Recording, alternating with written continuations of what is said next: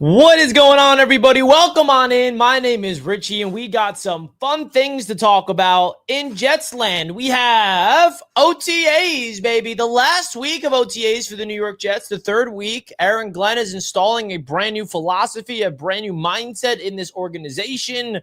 We got mandatory minicamp right around the corner, and then there's a long wait of just nothingness until training camp begins at the end of July, early August.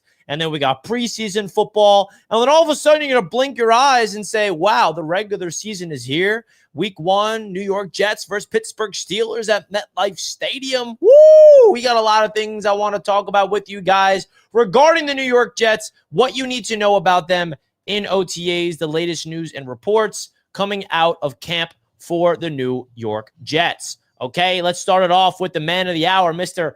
Aaron Glenn himself, okay, because Aaron Glenn, I believe, has instilled a new mindset in this organization already, and I'm excited to kind of break it down a little bit. We heard from him yesterday at the press conference at OTAs for the New York Jets, and if you're a Jets fan, man, and you're not fired up about the idea of Aaron Glenn taking on this football team and doing what he's doing is different than other teams, I don't know how you're not excited about that. I genuinely mean that, and there's reasons for it to back that up. I'm not just saying it to say it. So I'm excited to break it down right here. So make sure you guys come on in and talk some Jets football with me. We're starting off with Mr. Aaron Glenn himself, because you look at everything that Aaron Glenn is about. You watch the press conferences. The one thing I love about it is he's not taking any nonsense from the media. And I think that also translates to the type of head coach he is with his players. You know, we heard from Quincy Williams, for example, and Quincy Williams said his approach with Aaron Glenn as the head coach is simple. He doesn't take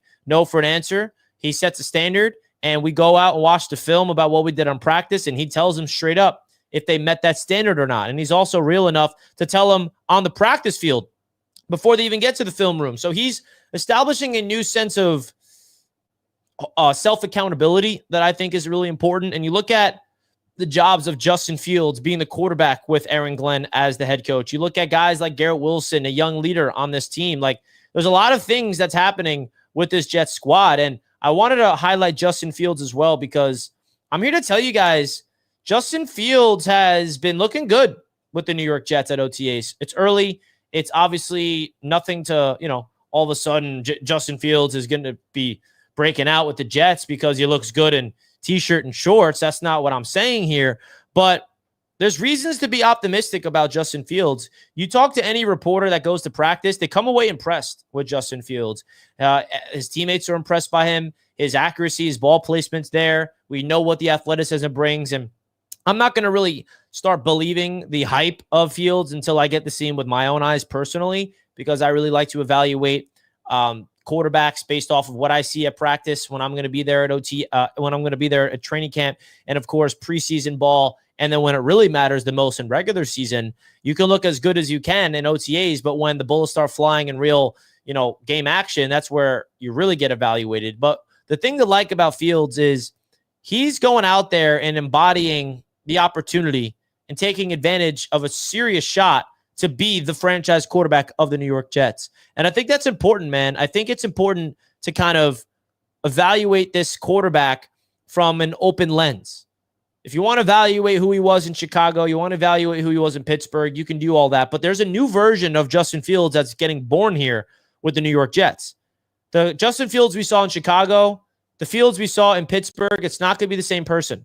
I can tell you that. Of course, there's going to be similarities and all that stuff, but I think this is his first chance since being drafted in the league, of course, to be the face of a franchise. And the Jets are giving him every single opportunity to be the face of the franchise. And he knows that. Aaron Glenn believes in him. Darren Muji believes in him. And the cool thing about this whole story with Fields is the Jets got Garrett Wilson. And Garrett Wilson is literally Justin Fields' number one guy back in college at Ohio State. They have the chemistry. And I know I'm talking like stuff that you guys already know, but both Garrett Wilson and Justin Fields are connecting early on in training in OTAs, and it's been pretty cool to see. It's been really cool to see, actually. I think Justin Fields is feeding Garrett Wilson early on at practice for a reason, because you look at what makes Garrett Wilson a good wide receiver in this league. It's basically volume. And I really do think that the volume of Garrett Wilson is going to be there. I think that Justin Fields is going to rely on him a lot. There's been a lot of highlight plays made by Garrett Wilson early on, and I am really excited because I believe there's a level of Garrett Wilson's game that we have not seen yet, and I think a lot of it has to do with the inconsistent quarterback play he's had. He's obviously proved that he's quarterback proof, and I think what that means is it doesn't matter who your quarterback is, you're still going to succeed.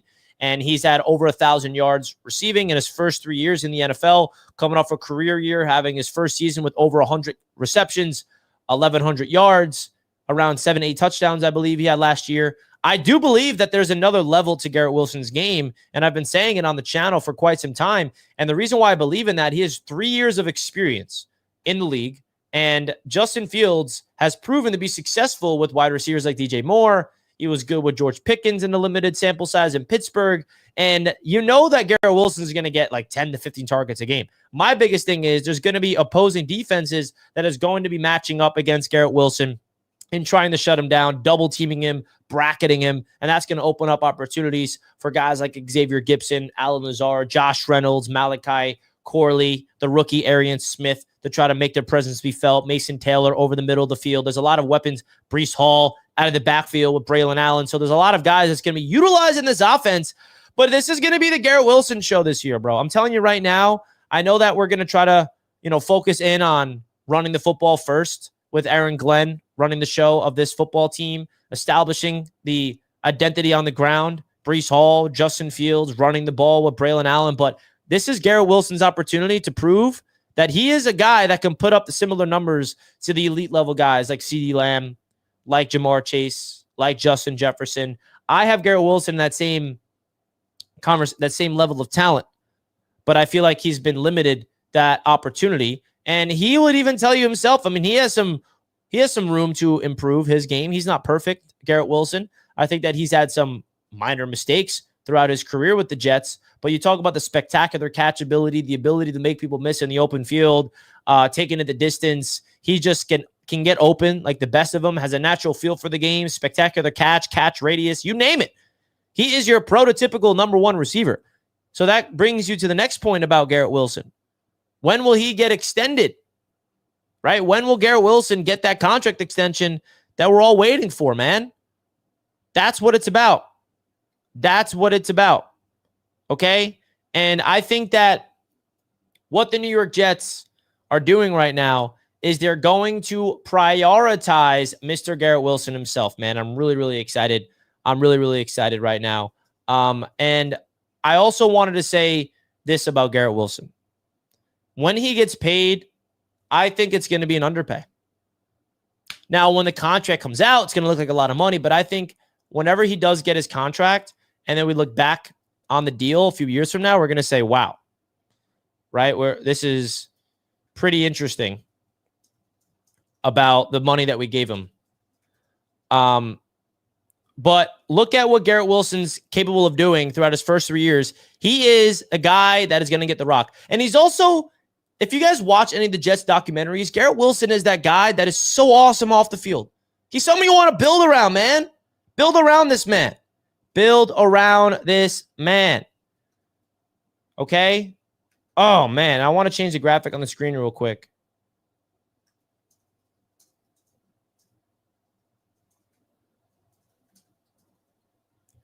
All right.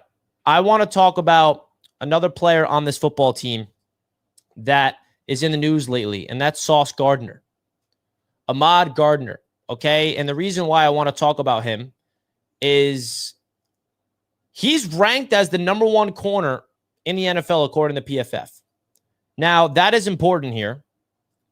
That is important here because you look at what Sauce Gardner has done throughout his career with the New York Jets, and it's a first-team All-Pro back-to-back years, right? And I think that there's still another level to his game that he will tell you that he hasn't reached yet. And I think that now with his brand new coaching staff, Sauce Gardner has a legit opportunity here to go out there and prove or reprove himself as the top dog. PFF gives him the benefit of the doubt because he is graded as the best corner in football.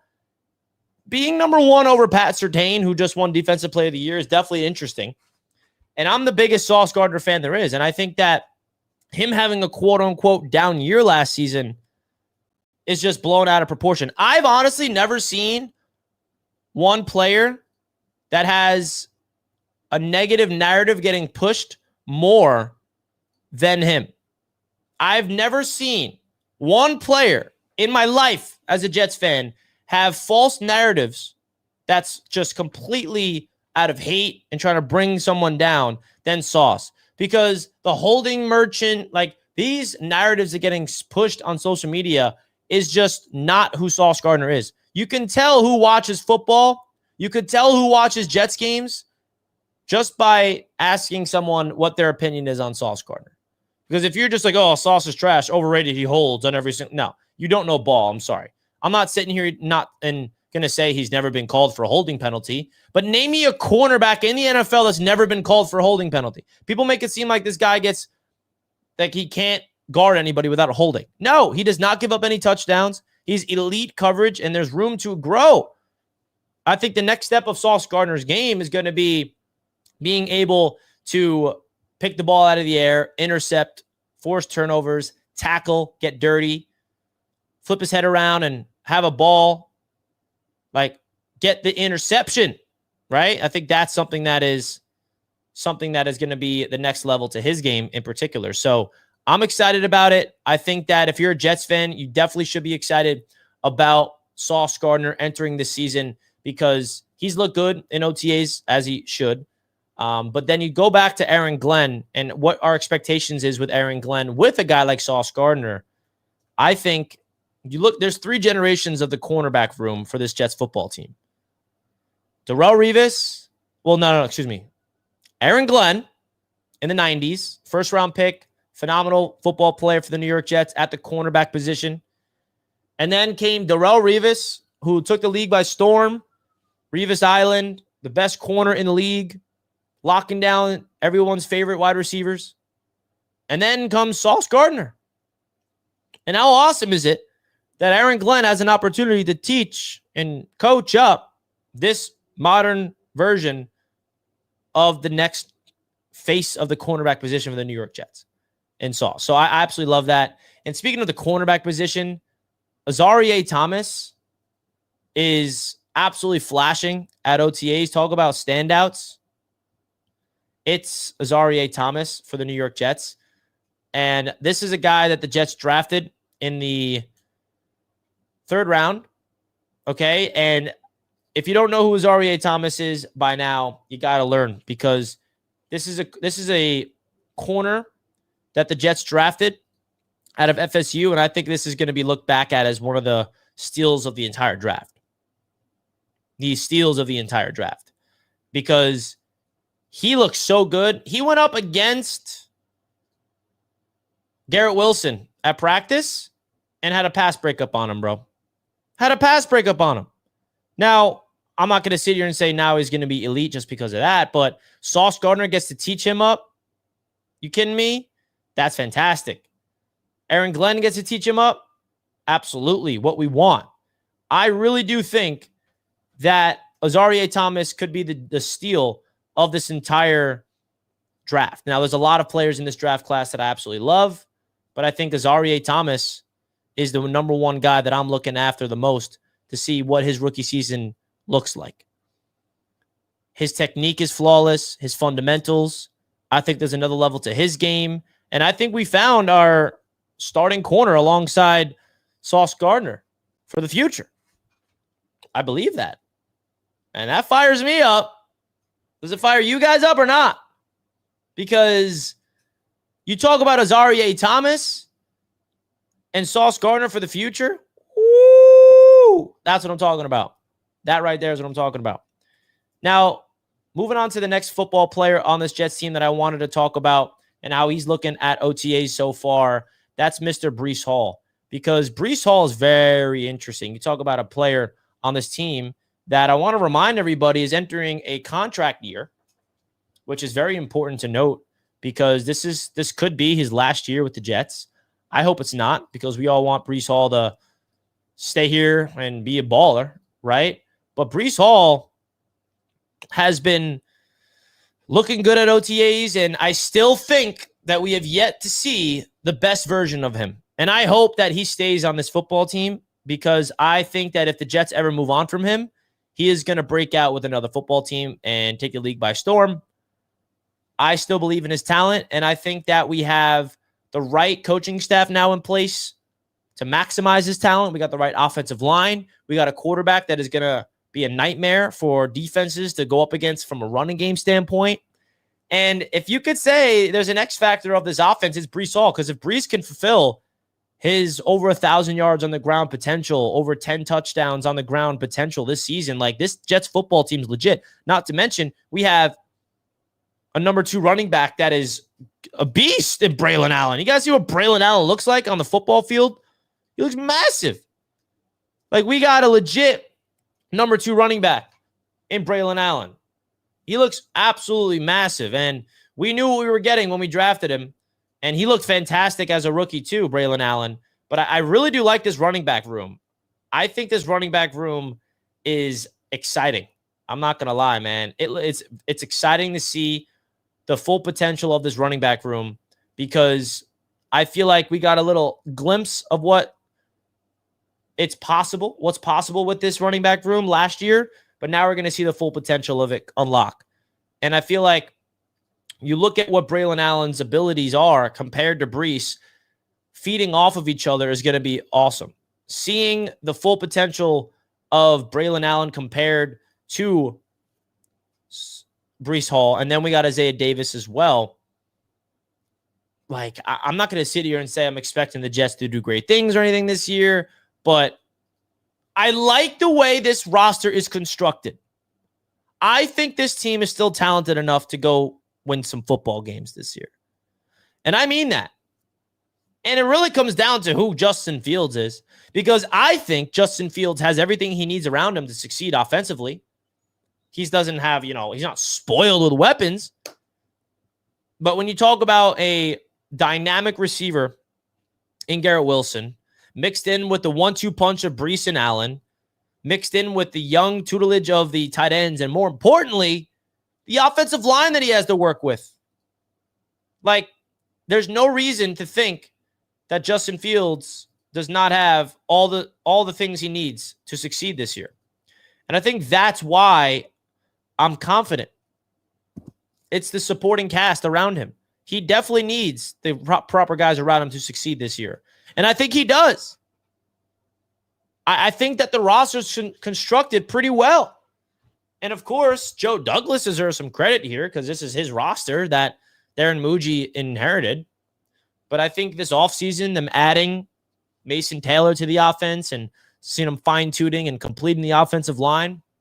But I think that this is the most talented offense Justin Fields has ever been a part of in his career. And that's a fact, man. I mean, look at his talent that he had in Chicago. The offensive line was never talented enough. He had DJ Moore, which is a great wide receiver, but that's really the only guy playmaking-wise that was really there for him in his tenure with Chicago. Last year, he had George Pickens and a pretty bad offensive line, and that was it. But this just, like, on paper, this is the best offensive line he's been behind. He's got Garrett Wilson, who you can argue is better than Pickens, in my opinion, better than DJ Moore, in my opinion. He's got a running back room that's better than he had in Chicago and Pittsburgh. Like, this is Justin Fields' time. I really do believe that. If this offensive line starts to click, and listen, I think this offense, and this is where we have to tame our expectations a little bit. I think this offensive line and this offense is going to take a few games to kind of start to click a little bit. Like, I'm not expecting this offense to all of a sudden, like, take over the league right away. Absolutely not. But a guy like Olu Fashanu, he's being, like, forgotten by Jets fans, if you will, because there's so many other guys that's getting the attention. And I feel like Olu has a legit chance to prove to be the New York Jets franchise left tackle. Do you know how big of a deal that is? Being a franchise left tackle, folks. The blind protector of whatever quarterback it is long-term, Justin Fields or someone else, who knows? I mean, this was someone that in limited sample size last year as a rookie looked fantastic protecting the quarterback.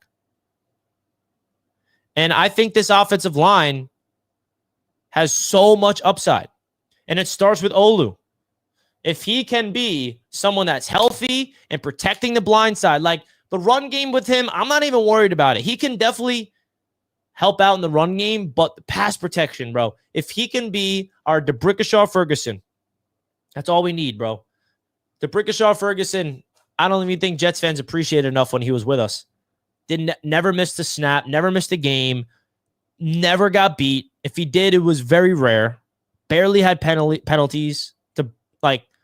Olu had a year to learn from Tyron Smith, one of, if not the greatest left tackles of this generation. I love that move last year from the Jets. Bringing Tyron Smith, drafting Olu, have Olu sit and learn behind him and Morgan Moses, by the way. Those are two solid veterans that Olu was able to soak up all the knowledge from last year.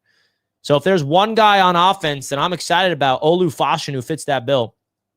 And then you go across the offensive line, another player on this offensive line that I think we're forgetting about that is entering his contract year is Elijah Vera Tucker. Who's Elijah Vera Tucker going to be with this football team? I mean, you talk about a player with legit all-pro upside. Like, we've been saying that with AT, and he finally is coming off a full bill of health last year with the Jets. It's been a while, but man, did he need a full bill of health for once.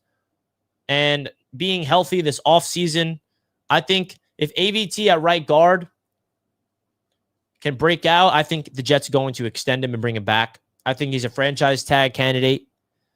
He has, I mean, the worst case scenario is he's gone in free agency. I think if you want to talk about continuity, I think one of the guards that's going to be starting this year for the Jets is going to be gone, and the other one's going to get extended. I don't think they can keep them both. John Simpson, a left guard, AVT, a right guard. I think that one of those two is going to be gone. The other one will be brought back, and I'm hoping it's AVT that's brought back because I think that he's the younger guy. He's got more upside. He's got more versatility that he's shown. And then the glue of everything is Joe Tippmann, right? Joe Tippmann has an opportunity to really establish himself as the starting center for this football team for the foreseeable future, right? You talk about someone that had a tremendous end to his rookie season and then had a really good year number 2 last year. I think Joe Tippmann, like, this offensive line is littered with young talent. And I think that's different. Last year, the offensive line was kind of old. Tyron Smith, a left tackle, Morgan Moses at right tackle.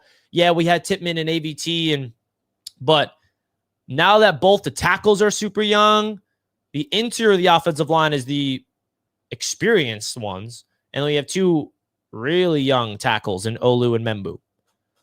Like, that is, if you want to give me one reason why I think this offense can actually figure itself out this year, it's because of how our offensive line is constructed. The draft pick of Armand Membu in the first round, like, we all knew we had one hole on the offensive line to fill. One hole to fill in the offseason on the offensive line, right? And it was filled.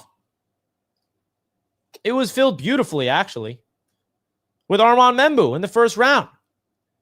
Now that we have Armand Membu as the starting right tackle, we don't have to worry about a tackle again for 3 to 4 years and hopefully longer. Membu is here for 5 seasons if the Jets pick up his 5th-year option, which why wouldn't they?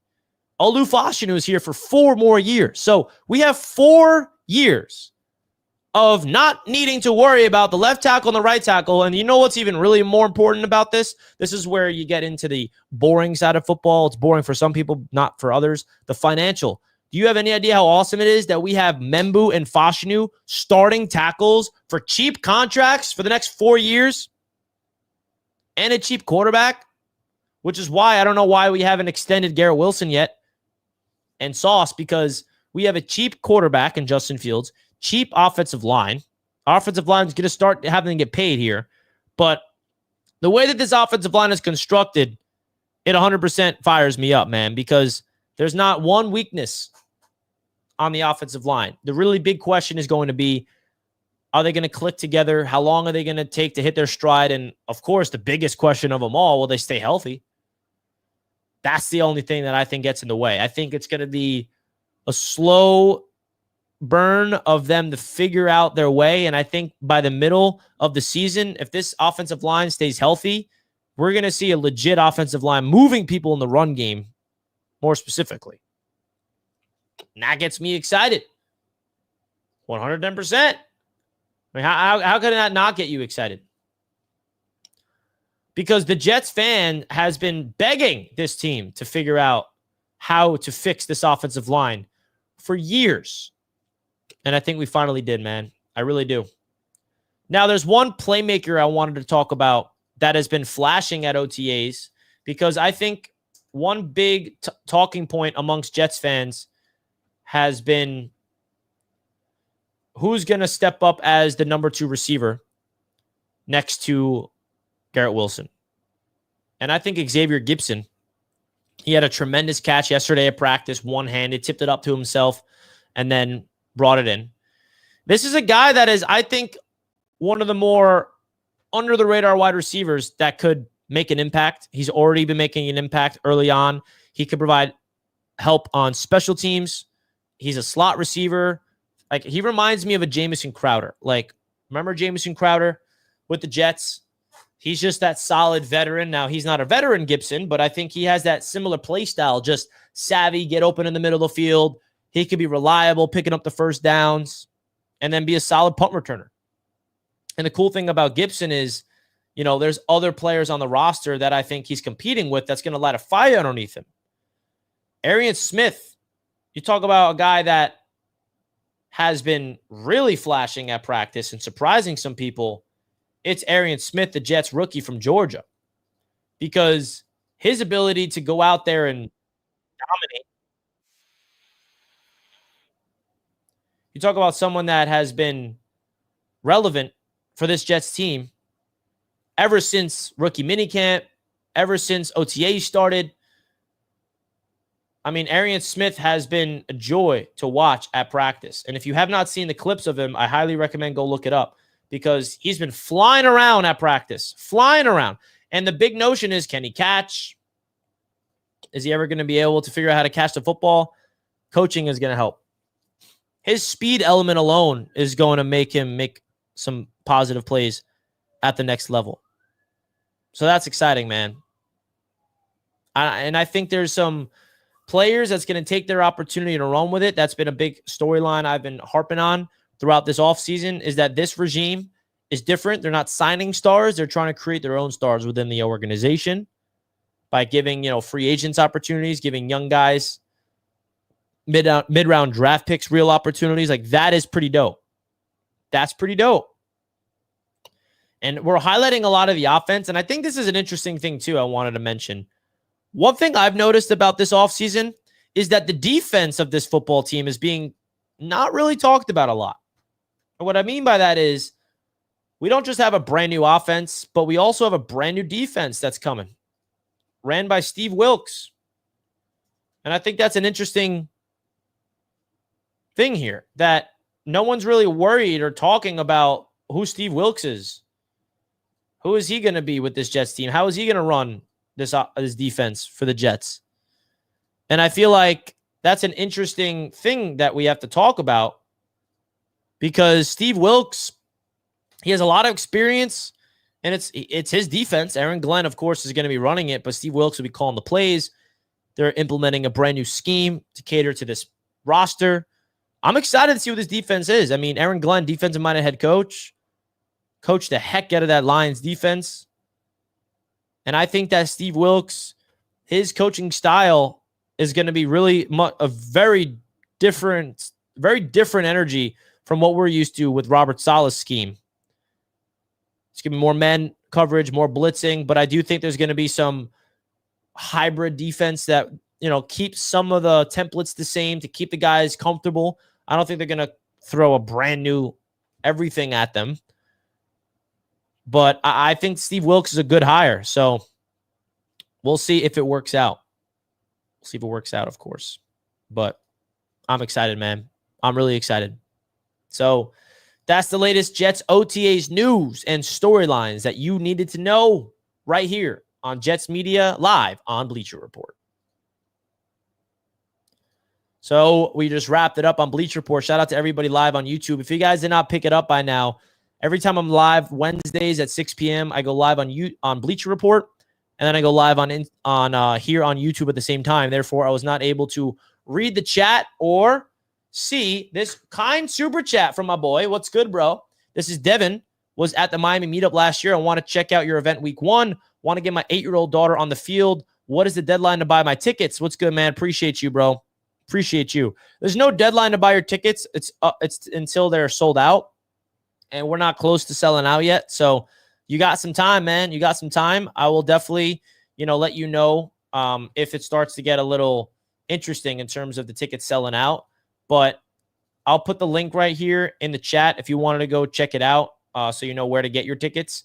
But yeah, man, I appreciate the $10 super chat, and I'm sure your daughter will love getting on the field. Getting on the field is a lot of fun, And I appreciate the $10 super chat. Would love to have you and your daughter come through, and appreciate you as well for becoming a member on the channel, my guy. I really, really do appreciate that. Really, really do. Now, today's also Wednesday, so I want to make sure you guys are aware that we have the AFC's Roundtable live tonight, where we are going to have a lot of interesting conversations and debates amongst our AFC East Roundtable crew. I would love to see Jets fans represent, man. We put a poll up in the chat every time, and I'm going to put the poll up now so you guys can start voting, because I like Jets fans to win the poll once.